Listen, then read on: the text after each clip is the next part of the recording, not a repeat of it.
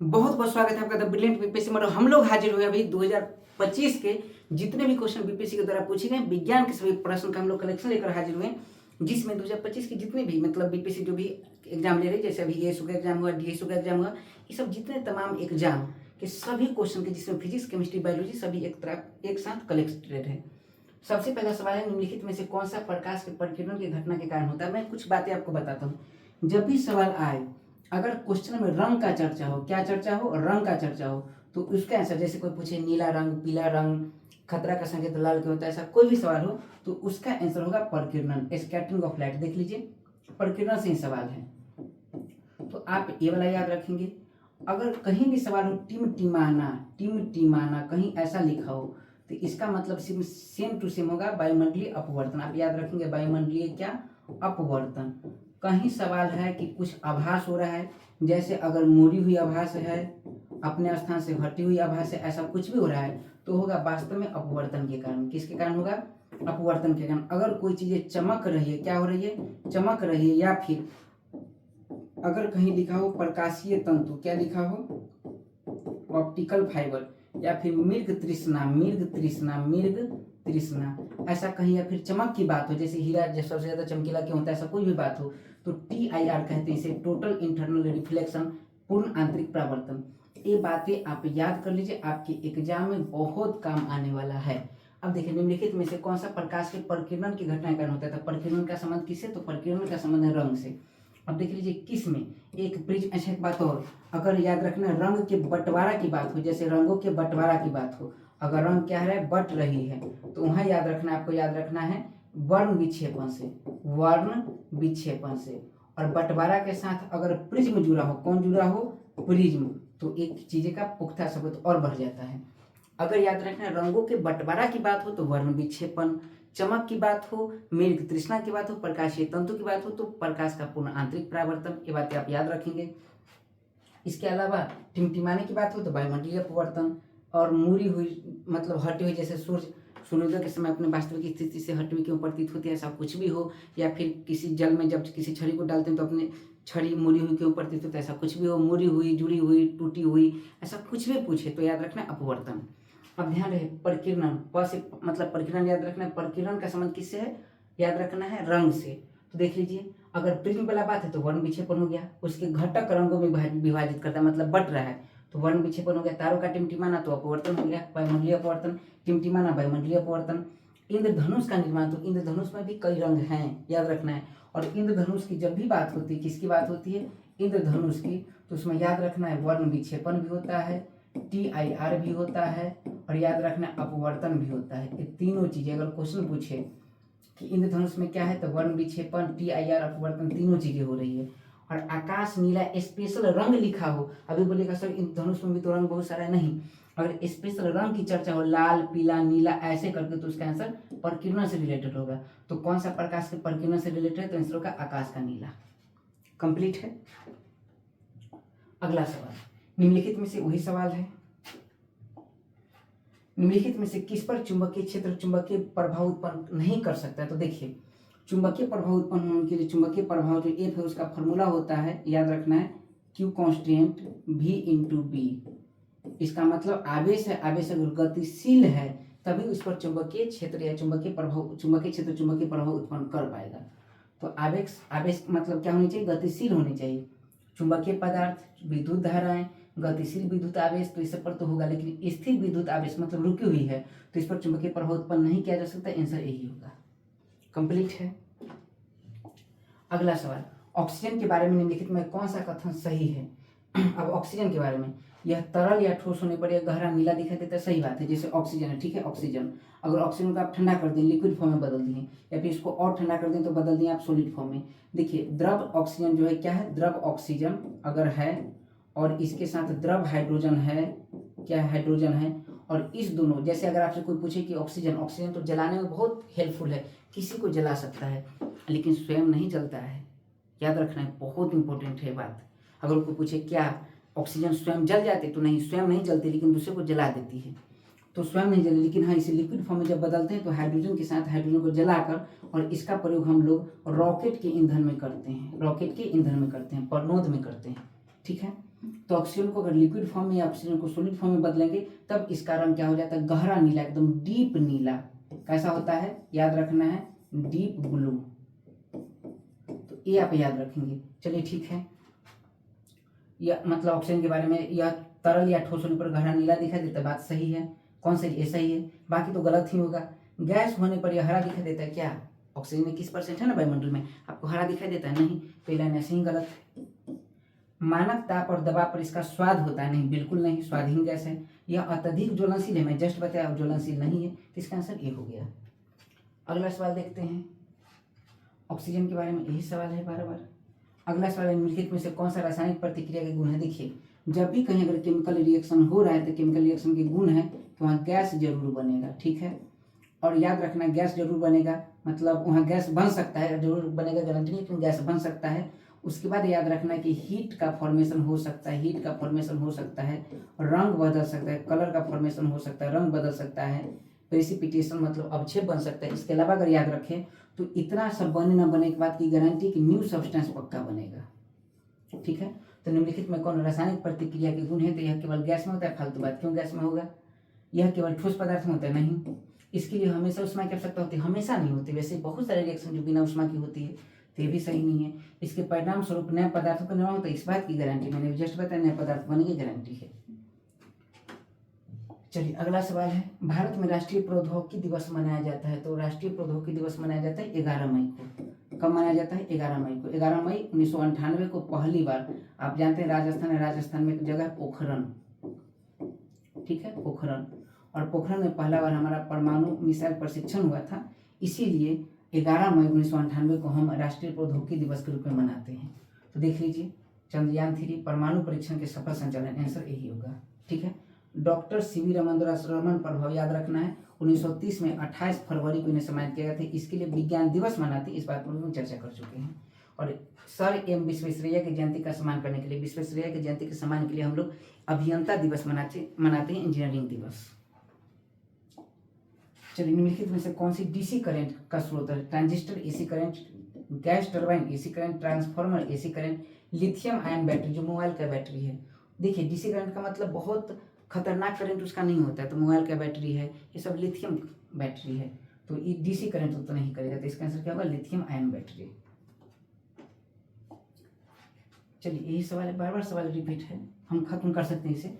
जैव रासायनिक ऑक्सीजन मांग, तो देखिए बीओडी, बायो ऑक्सीजन डिमांड, इसका संबंध है ऑर्गेनिक से, जल में घुले हुए जो भी ऑर्गेनिक कंपोनेंट है उसका, उससे रिलेटेड है। ऑक्सीजन का संबंध किससे, ऑर्गेनिक से। तो देखिए, जल में घुले हुए, तो हवा में नहीं, पानी में अकार्बनिक नहीं, क्योंकि पानी में ऑर्गेनिक मतलब होता है कार्बनिक, तो पानी में कार्बनिक पदार्थ, इससे रिलेटेड है, ठीक है। अगला सवाल है, पहचानने योग्य आकार बनाने वाले तारों को क्या कहते हैं, जिसका आकार मतलब अलग अलग प्रकार का आकार बने, उस प्रकार के तारों के समूह को तारामंडल कहते हैं। इसकी संख्या 88, याद रखिएगा, क्वेश्चन पूछा जाता है कि तारामंडल की संख्या कितनी, 88। चलिए अगला सवाल, गर्म चाय के कप में रखी धातु की चम्मच कुछ मिनटों बाद गर्म हो जाती है, धातु उष्मा के अच्छे चालक है, दोनों बात सही है। क्वेश्चन पूछे कि ए और आर दोनों सही है, लेकिन आर ए की सही व्याख्या कराए, इस प्रकार का सवाल इस पर बीपीएससी में पूछे गए हैं।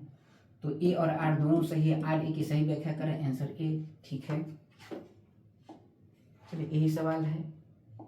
अगला सवाल, निम्नलिखित में से कौन ध्वनि परावर्तन का उपयोग कर रहा है, ये बहुत इंपॉर्टेंट सवाल है, मतलब 2025 में ये सवाल 2 एग्जाम में रिपीट आया है, रिपीट मोड पर, तो हो सकता है इसमें भी देखने को मिल जाए, ठीक है। तो चलिए, हो सकता है, मैंने कहा कि निम्न में से कौन ध्वनि के परावर्तन का उपयोग करता है, जनरली इस सवाल पूछे जाने का मतलब यह है, देखिए मैंने कहा अभी जस्ट कि सोनार में ध्वनि परिवर्तन होता है, प्रस्रव तरंग, पिछले लेक्चर में बता चुका हूँ, तो सोनार में तो ध्वनि परिवर्तन होता है। स्टेथोस्कोप, जिसे हार्ट बीट आप सुनते हैं, ठीक है, आला, उसी को कहा जाता है स्टेथोस्कोप। तो याद रखना है, प्रतिध्वनि, प्रतिध्वनि का मतलब ध्वनि टकरा के वापस आ जाए, तो ये तो होगा। पेरिस्कोप है प्रकाश से रिलेटेड, किससे रिलेटेड है, लाइट से, तो ये तो होगा नहीं, ये बातें क्लियर हो गई, डी तो नहीं होगा। अब स्टेथोस्कोप, स्टेथोस्कोप ध्वनि के परावर्तन पर डिपेंड है, ध्वनि के संचलन पर डिपेंड है, ध्वनि चल रही उसके हिसाब से हम इसे महसूस करते हैं, उसके ध्वनि के संचलन को हम सुनने का प्रयास करते हैं, परावर्तन को नहीं, तो ये भी नहीं होगा, तो आंसर ए और सी, तो ए और सी इसमें केवल बी कंप्लीट है। अगला सवाल देखिए, घर्षण के बारे में सही कथन की पहचान करिए। घर्षण से ऊष्मा उत्पन्न होता है, बिल्कुल।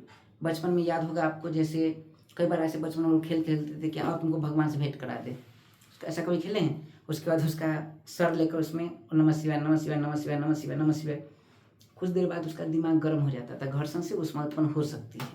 तो चलिए, ये बात तो सही है। घर्षण हमेशा गति का विरोध करता है। हाँ, गति का विरोध करता है, सही है। मतलब 99% करता है, ठीक है। गति का सपोर्ट भी करता है, लेकिन 99% गति का विरोध करता है। चलने में घर्षण उपयोगी नहीं है। कैसे नहीं? कभी देखेंगे बारिश के टाइम पर चल रहे हैं, घर्षण कम हो गया, फिर आप घसटा गए, तो चलने में घर्षण का उपयोग होता है। ये कह रहा नहीं होता है, फालतू बात है ये। स्नेहक घर्षण को कम करती है। बचपन में देखे होंगे कई बार जो चूड़ी वगैरह बेचने आते थे, मम्मी को दीदी को चूड़ी पहनाते थे ऐसे, और कई बार चूड़ी नहीं जाता था ठीक से तो फिर साबुन लगाते थे। लुब्रिकेंट क्या करता है, घर्षण को कम करता है, तो फिर चूड़ी आसानी से चला जाता है। तो याद रखना है कि स्नेहक घर्षण को क्या करती, कम करती। सही बात है। तो 1 2 4, जिसमें होगा 1 2 4 1 2 4, आंसर ए कंप्लीट है। अगला सवाल है, घरेलू विद्युत वायरिंग तांबे के तारों का प्रयोग क्यों किया जाता है? क्योंकि तांबा का तार सस्ता होता है। नहीं, सस्ता महंगा कभी आएगा आंसर, तब टिकआउट नहीं कीजिएगा। तांबा कम प्रतिरोध देता और अच्छा चालक है। सही बात है ये। तांबा खराब चालक होता तो क्यों यूज करते? तांबा गर्म होने पर चमकने लगता है, ओ माय गॉड, तो फिर बल्ब क्यों लगाते हैं? तांबा हम चमका लेते। चलिए, उपकरणों का उनकी ऊर्जा उपादान से मिलान कीजिए। तो मिलान कीजिए आप। मोटर, विद्युत बल्ब, जो आप जानते हैं, सौर पैनल और माइक्रोफोन आप जानते हैं। देखिए, विद्युत बल्ब आप जानते हैं, तो बल्ब क्या करता है, इसमें विद्युत धारा देते हैं, तो वो उसमें ऊर्जा को प्रकाश ऊर्जा में बदल देता है। ठीक है, मतलब विद्युत ऊर्जा को प्रकाश ऊर्जा उसमें ऊर्जा में बदलता है। तो विद्युत बल्ब आप जानते हैं, विद्युत बल्ब क्या करता है, विद्युत ऊर्जा को प्रकाश में बदला है। तो बी का 2, अब बी का 2 किस में है, तो बी का 2 एक ही जगह है, तो जाहिर सी बात आंसर ए ही हो गया। बाकी आप याद कर लेंगे। विद्युत मोटर एकदम याद कर लीजिए। विद्युत मोटर क्या करता है, स्विच दाबते हैं तो मोटर नाचने लगता है। मतलब विद्युत को यांत्रिक में एकदम याद कर लीजिए। एग्जाम में सवाल आने वाला है ये।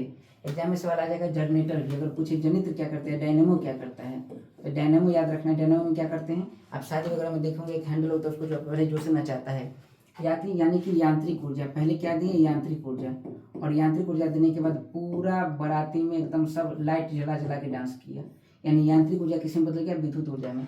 तो जनरेटर यांत्रिक ऊर्जा को विद्युत ऊर्जा में बदल देता है। याद रहेगा चीजें। चलिए, ये हो गया हमारा कंप्लीट। अब बना लेंगे, सौर पैनल भी याद कर लेंगे, माइक्रोफोन भी याद कर लेंगे मिला के। सौर पैनल, देखिए सौर पैनल सौर ऊर्जा को बदलने वाली बात है। तो सौर पैनल का कोई, अच्छा, सौर पैनल क्या करे, सौर ऊर्जा को ले रही है, मतलब प्रकाश को ले रही है, में विद्युत को बदल रही है।